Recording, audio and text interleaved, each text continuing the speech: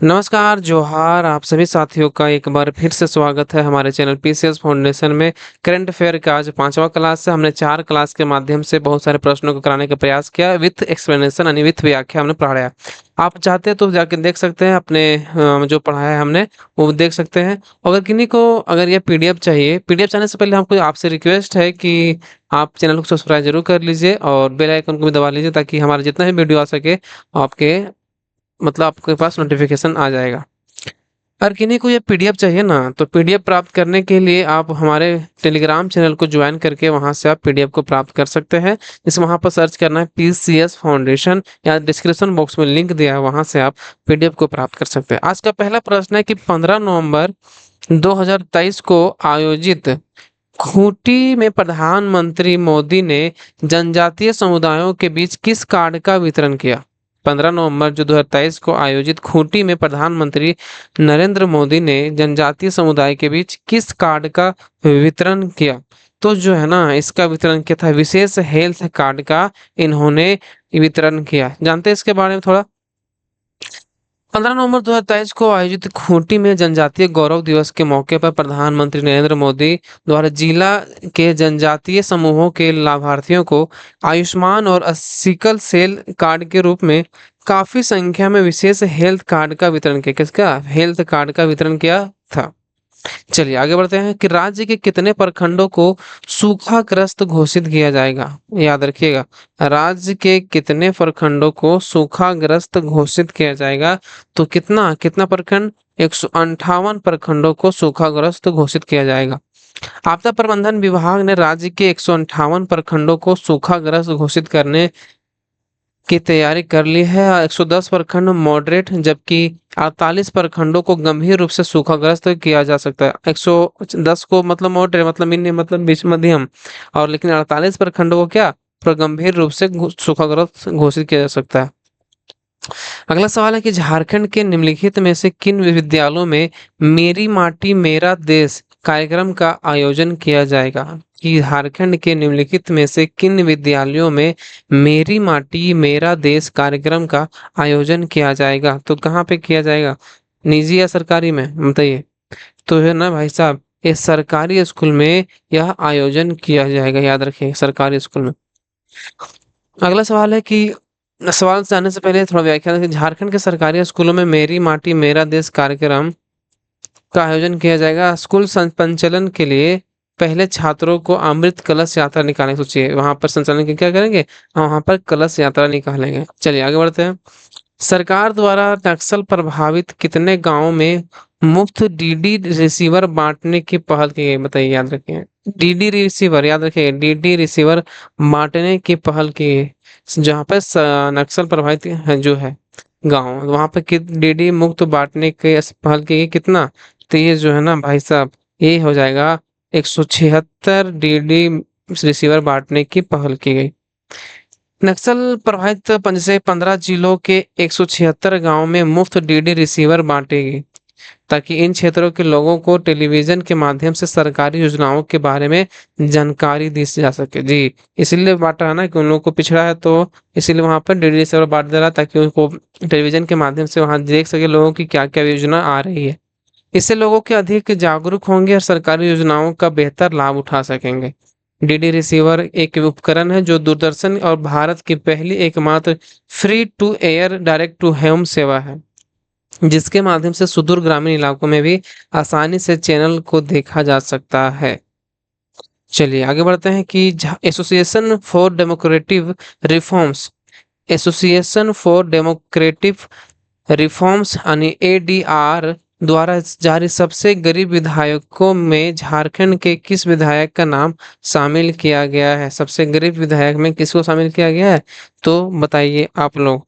ये जो है ना मंगल कालिंदी को सबसे गरीब विधायक की श्रेणी में रखा गया है। एसोसिएशन फॉर डेमोक्रेटिव रिफॉर्म्स ने 15 जुलाई 2023 को देश के सबसे गरीब 10 विधायकों की सूची जारी की है। उनमें 5वें नंबर पर उसमें 5वें नंबर पर है झामुमो विधायक मंगल कालिंदी झारखंड के सबसे गरीब विधायक है। उन्होंने शपथ पत्र में 30,000 की चल संपत्ति की घोषणा की थी। इस सूची में में पहले नंबर पर है पश्चिम बंगाल के भाजपा विधायक निर्मल कुमार धारा। इसके जो धारा 1700 की चल संपत्ति के साथ पहले नंबर पर आके गए हैं। सोचिए झारखंड में कौन है? कालिंदी झारखंड जो 5वें नंबर पर है, लेकिन निर्मल कुमार धारा जो है पश्चिम बंगाल में भाजपा से है, वो 1700 इसके बाद संपत्ति। सोचिए कितना गरीब है। राष्ट्रीय संस्थागत रैंकिंग फ्रेमवर्क 2023 की सूची में झारखंड की कौन सी संस्थान टॉप 20 में शामिल है? उससे पूछा राष्ट्रीय संस्थागत रैंकिंग फ्रेमवर्क 2023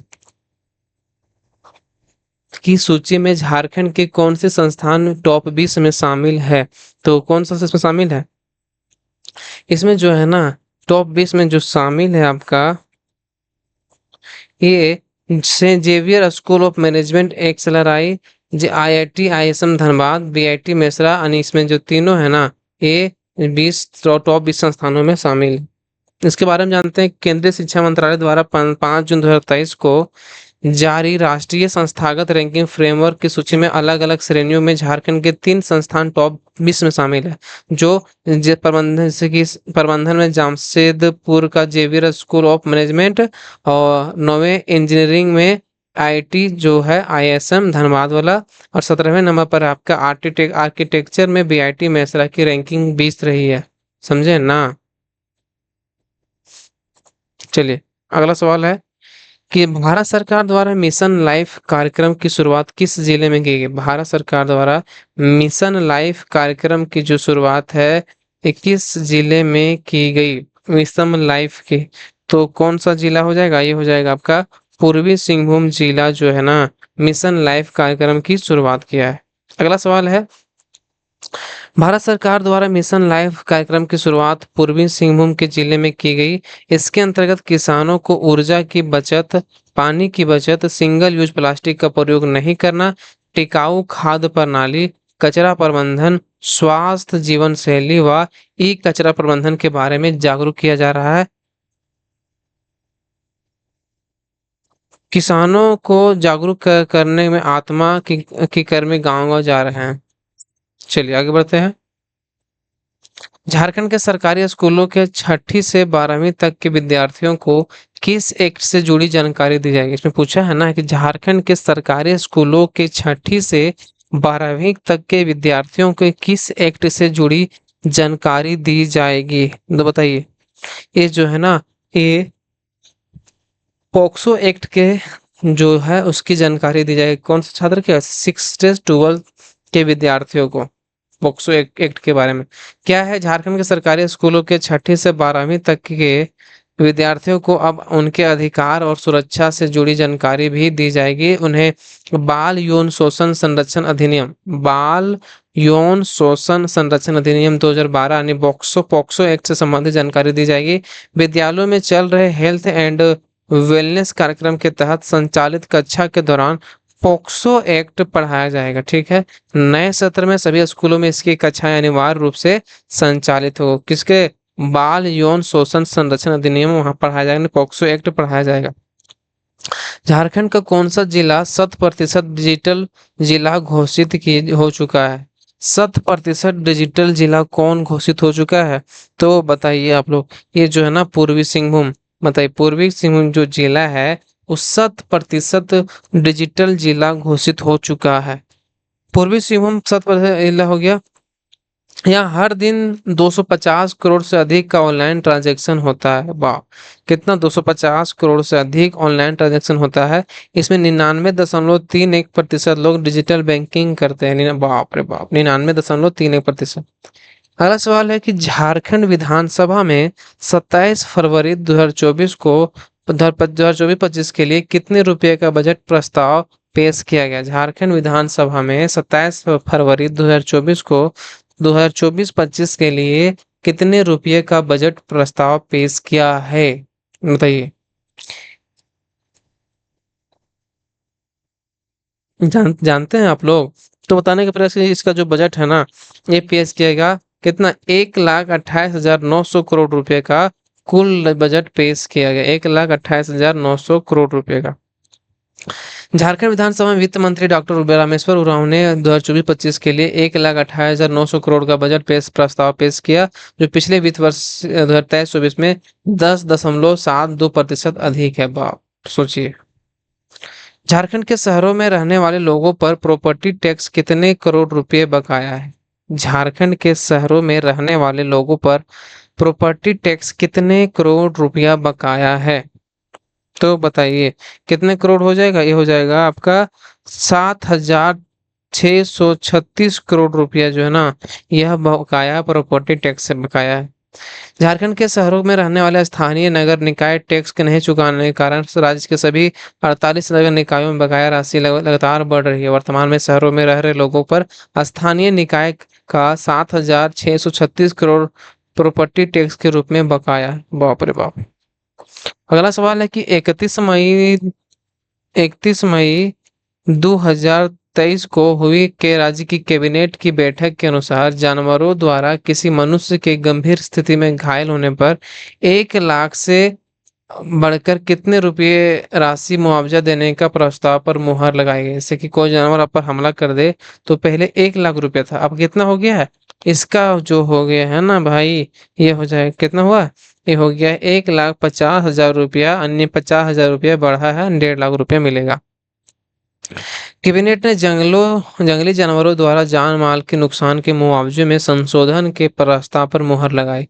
जानवरों द्वारा किसी मनुष्य के गंभीर स्थिति में घायल होने पर 1 लाख के बदले अब 1.5 लाख का मुआवजा मिलेगा। वही मामूली घायल को 15,000 के बदले 25,000 मिलेंगे। जानवरों के हमले में अस्थायी रूप से अपंग होने पर मिलने वाली राशि 2 लाख से बढ़कर 3,25,000 कर दी गई है। वही मकान के क्षति होने पर मिलने वाली राशि को 4 लाख से बढ़ाकर अब 1 लाख से बढ़ाकर अब 1,20,000 कर दी गई है। वहीं हमले में मृत्यु की स्थिति में 4 लाख मिलने वाली राशि को यथावत कर रखा गया है। बाप रे, कितना बढ़कर, मतलब ठीक है एक तरह से।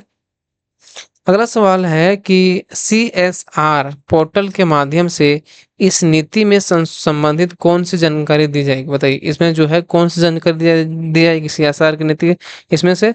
तो ये जो है ना भाई साहब CSR, ये हमारा दिया जाएगा CSR योजनाओं का विवरण, CSR फंडिंग, कॉर्पोरेट पंजीकरण फॉर्म और यानी कि हमारा जो ऑप्शन डी है ये सही हो जाएगा। इसके बारे में जानते हैं कि CSR पोर्टल के माध्यम से CSR के तहत वित्त पोषित की जा रही वर्तमान योजनाओं को विवरण होंगे। इसमें मुख्यतः CSR फंडिंग नीति और परिचालन निर्देश परियोजनाओं हेतु प्रस्ताव एवं इसका प्रारूप, कॉर्पोरेट पंजीकरण फॉर्म जैसे सभी विवरण इसमें उपलब्ध होंगे। अगला सवाल है कि किस योजना के तहत अब निर्धन लोग भी मुफ्त में एयर एम्बुलेंस की सेवा लेकर महानगरों के अच्छे अस्पतालों में चिकित्सा हेतु जा पाएंगे? किस योजना के तहत अब निर्धन लोग भी जो है ना एयर एम्बुलेंस की सेवा ले सकते हैं? तो किसके तहत लेंगे ये बताइए? ये जो है ना एयर एम्बुलेंस सेवा जो है, इसके तहत अगर किसी के पास पैसा नहीं है तो जा सकता है अच्छे अस्पताल में इस पर उड़ के। मुख्यमंत्री हेमंत सोरेन ने 28 अप्रैल 2023 को बिरसा मुंडा एयरपोर्ट के स्टेट हैंगर से एयर एम्बुलेंस सेवा की शुरुआत की। योजना में अब निर्धन लोग भी मुफ्त में एयर एम्बुलेंस की सेवा लेकर महानगरों के अच्छे अस्पतालों में चिकित्सा हेतु जा पाएंगे। चलिए आगे बढ़ते हैं। आयरलैंड में आयोजित youth and cadet world championship में गोल्डी मिश्रा ने कौन सा पदक जीता? आयरलैंड में आयोजित youth and cadet world championship में गोल्डी मिश्रा ने कौन सा पदक जीता? जो आयरलैंड में हुआ था, जो जीता है वो जीता है आपका कौन सा? कांस्य पदक इन्होंने जीता। कौन सा पदक? कांस्य पदक। अगला है कि टाटा आर्चरी एकेडमी यानी TAA के कैडेट गोल्डी मिश्रा और कैडेट भजन कौर का youth and cadet world champions के लिए भारतीय टीम में चयन किया गया। प्रतियोगिता का आयोजन जो हुआ 1 से 9 जुलाई 2023 तक आयरलैंड में हुआ। गोल्डी मिश्रा ने इसे चैंपियनशिप में कांस्य पदक प्राप्त किया। कौन? कांस्य पदक। अगला सवाल है कि all India inter NIT chess प्रतियोगिता में all India inter NIT chess प्रतियोगिता में महिला वर्ग में एनआईटी जमशेदपुर को कौन सा स्थान प्राप्त हुआ? तो जो महिला जो जमशेदपुर में स्थान प्राप्त हुआ है वो हुआ है कौन सा? हुआ प्रथम स्थान प्राप्त हुआ है। एनआईटी जमशेदपुर के प्रांगण में आयोजित all India inter NIT chess प्रतियोगिता में महिला वर्ग में एनआईटी जमशेदपुर को प्रथम स्थान पर रहा। हाल ही में मन की बात जो मोदी जी करते हैं ना, मन की बात द्वारा प्रशंसा में आए कार्तिक उरांव आदिवासी जो कुड़ुख उच्च विद्यालय मंगलो किस जिले में स्थित है? कुड़ुख उच्च विद्यालय मंगलो किस जिले में अवस्थित स्थित है? तो कौन सा जिला में अवस्थित है? ये जो जिला है गुमला जिला में यह अवस्थित है। कहाँ पे? गुमला जिला में।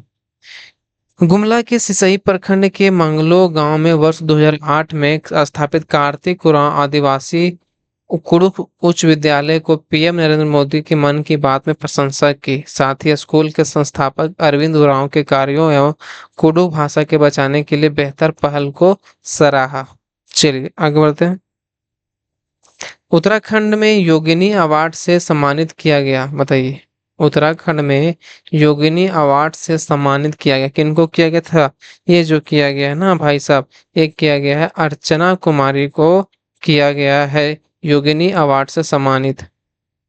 उत्तराखंड में रांची की अरगोड़ा की अर्चना कुमारी को योगिनी अवार्ड से सम्मानित किया गया। योगिनी अवार्ड योग के क्षेत्र में महिलाओं को मिलने वाला प्रतिष्ठित सम्मान है जिसे देश और विदेश में योग के क्षेत्र में उत्कृष्ट कार्य करने वाली महिलाओं को दिया जाता है। चलिए आगे बढ़ते हैं।